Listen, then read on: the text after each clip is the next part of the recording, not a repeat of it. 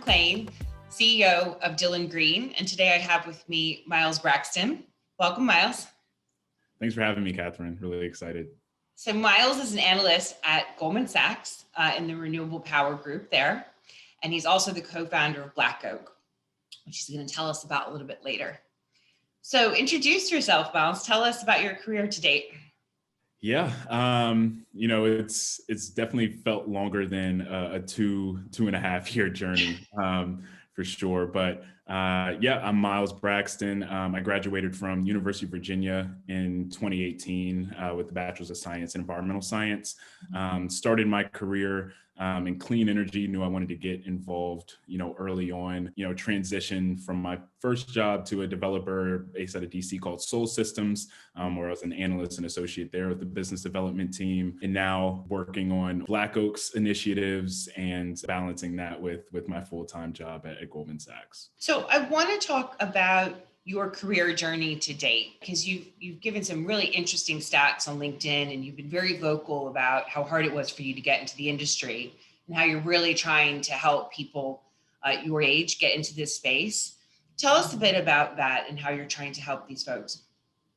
Yeah, so we've always been kind of advocates of getting more people who look like me, people of color, Black people into sustainability fields, environmental fields, especially clean energy with kind of the momentum we have politically right now. I think there's just a lot more opportunity than there was 2 years ago when I was trying to break into the industry. I was very fortunate to have a lot of internships, albeit unpaid, throughout my college career, and really got me experience within the field. And started off as a fellow making $15 an hour, but knew that hopefully that it would pay off in the long run. And just given the kind of trajectory of the industry itself, I think it will. But very adamant about getting more BIPOC candidates, at least in candidate pools of corporate organizations who are centered around environmental fields, because we look past the bottom line at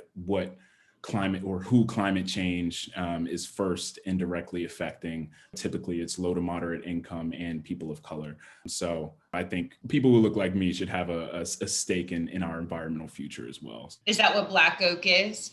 Yeah, so BlackOak Collective, it's a collective of professional and advocates in environmental fields, of Black professionals and advocates in environmental fields. And we do a few things. First of all, it stands as a networking opportunity just for, there are not a lot of us in environmental fields. So every chance we have, whether that's across sectors, whether it's someone working in clean energy insurance or finance, and someone who's on the development front of, or, doing ESG sort data collection stuff.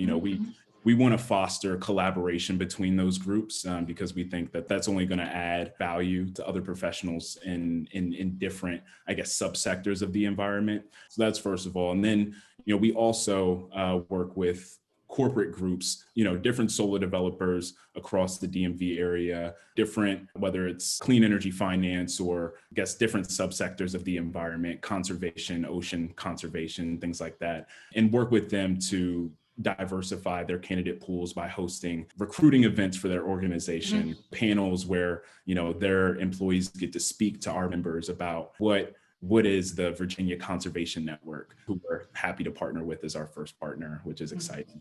So, things like that. And really, we just want to give more exposure to our members and Black professionals, young professionals seeking to break into the field. I think that sounds like a great initiative. And I just want to go back quickly to kind of what brought that about for you, like what your career journey was like.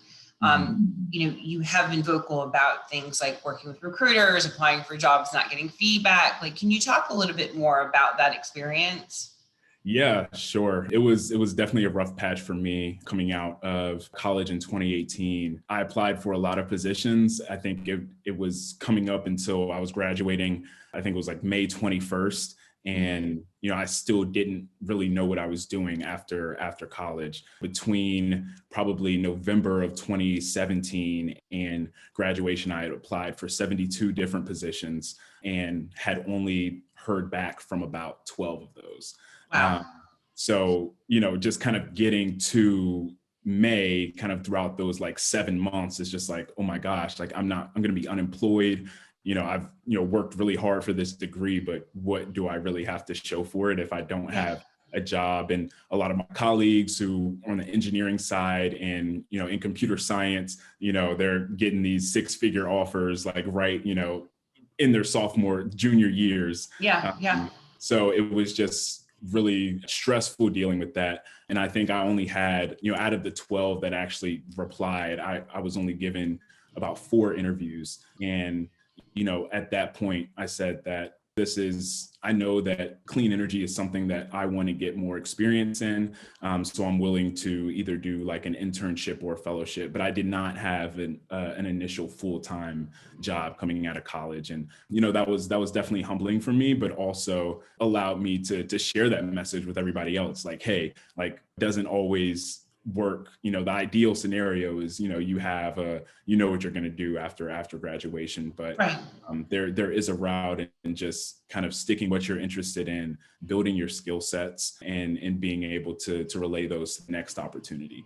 And yeah, that was humbling for me, but it was definitely an opportunity. So out of the 72 places that I applied, I had 2 job offers, and they were both coming in around $15 an hour.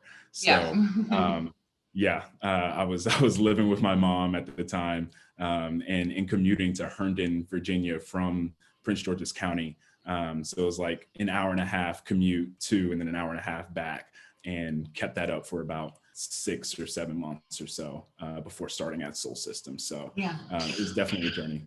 I just think, though, it's so important for people like your age, like younger people. And this is like another reason why I really wanted to do this. It's not just focus on like senior leaders, but focus on these like up and coming junior leaders that are really trying to help others in their age range to get into this space. And it just shows you that with like grit and resilience, you can make it happen. Tell me, what made you decide to get into clean energy in general? Yeah, great question. I talk about this a lot in interviews like this, but I was really fortunate to have some good mentors. Starting off in high school, I had my math teacher, who was my math teacher from my sophomore year in high school to my senior year, was just fantastic. He had bought a Chevy Volt in like 2011, which was revolutionary at the time, being kind of one of the first commercial EVs. And every day he would come in the classroom and write a tick on the board for every day he didn't have to purchase gas. And by like the end of the first quarter, like there was a whole part of the chalkboard he couldn't use because it was just full of tick marks. And I was like, okay, this is pretty interesting, not from a sustainability standpoint, but just from a cost saving standpoint. Sure. We started talking about that, and me and one of my close friends, William, would stay back after school and calculate, okay, if there were 50,000 Mr. Stevens on the planet, what would the carbon outlook look like in 2050? So those were things that I was fortunate to have mentors that kind of planted those seeds early on, and things that, I was starting to think about. So when I got to college and saw that, clean energy is actually a thing, there are professors here at UVA studying photovoltaics and things like that. I got involved with, was fortunate to have a chance to be in the father of photonics lab, Dr. Mulgupta at UVA, and worked in his lab building perovskite solar cells for about 6 months. So I thought I wanted to work in a lab, but after that experience, I didn't think it was for me. I wanted to be more on the side. But no, I've just had some really good mentors and, experience and experts who have really shed a lot of light in the field. And it's a win-win too, because you can always get involved with, something you're passionate about, but that doesn't necessarily mean that it's helping others directly. Right. And, I saw this as, a mix to not only like have an actual career, but, to, the ethical impacts of clean energy just really stood out to me, and bringing cheaper energy and the cost implications as well, bringing cheaper energy to households, to LMI households, to underrepresented minorities as well. So that's something that really stood out to me. Are there any organizations that you currently see within clean energy that are doing a lot specifically around diversity, equity, inclusion, justice? Yeah, I think there are, especially kind of given the summer we had last year with Black Lives Matter protest and demand for equality, not only as Americans but in the workplace. Mhm. I think we've seen a big shift in building out committees that are dedicated, in revamping committees that are dedicated to these issues, to make sure that, like, hey, there's a budget for this, or not only recruiting and making sure we have the right, we're getting the right candidates, but also sponsoring different organizations like the NAACP, the United Negro College Fund, different things like that. I think companies are doing a much better job of building a responsibility, a task force that is given that responsibility. Yeah. And one that stands out to me that I had the chance to be on the committee on at Soul Systems. I Mhm. think they've done a great job of setting out budgets to donate to different organizations on an annual basis, and also get involved in mentoring and sponsoring mainly underrepresented minority students that are in Yeah. high school, in middle school, to learn about clean energy. Because if you're able to plant that seed early on, there's no telling what that can sprout into, and what those students can do with that. Yeah, and I think it's great for those companies because it then becomes easier on those companies to have diverse candidate, Right. pools when we've planted those seeds earlier and earlier. Hopefully in 10, 15 years, it's not so hard. It's more like it's inherent rather than we're having to go out and fight for it.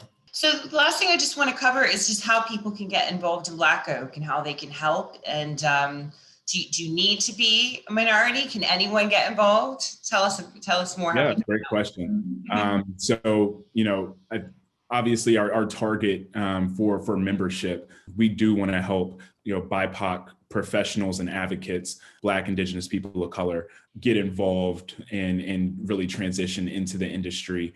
And that doesn't necessarily mean young professionals either. There are people in finance who, work on the investment banking side, who, want to work on the investment side of renewable energy, or there are different transitions that I think we see that candidates have the skill set for, but don't necessarily have the networks to get Okay. to exactly where they want to be, kind of pivoting into clean energy and sustainability, environmental fields altogether. Mhm. So I definitely say that in terms of membership. In terms of partnership, Mhm. a big part of our business plan, obviously, and how we engage our members. We have different levels of partnerships, but we partner with corporates and nonprofits, to really just give more exposure to our members and potential members, and really accentuate our mission of kind of bridging the gap in sustainable hiring. So our corporate partners, have a bunch of different faces, whether those are really small grassroots nonprofits, larger nonprofits, even corporate clean energy development companies, and other companies of the sort. So and definitely a lot of perks for our partners as well, having direct access to our members, our membership database, where they're sharing information about their professional careers, their resumes, their experience, things like that. So these employers, these companies can advertise roles that they're working on or internship opportunities, that sort of thing. Exactly. And part of those packages is we'll list opportunities that are coming from the employers in our newsletter, and on our budding opportunities job board, that's publicly available for everyone to see. And what's the website? Give it a plug. Yeah, blackoakcollective.org. BlackOakCollective.org. I like that name. It's very powerful. I like it. Anyway, thank you so much for joining me today, Miles. I really appreciate it. I think that this conversation is going to help a lot of people who were in your situation, who are trying to, better themselves and stay positive. I think it's given them some hope and faith. Thanks so much for having me, Catherine.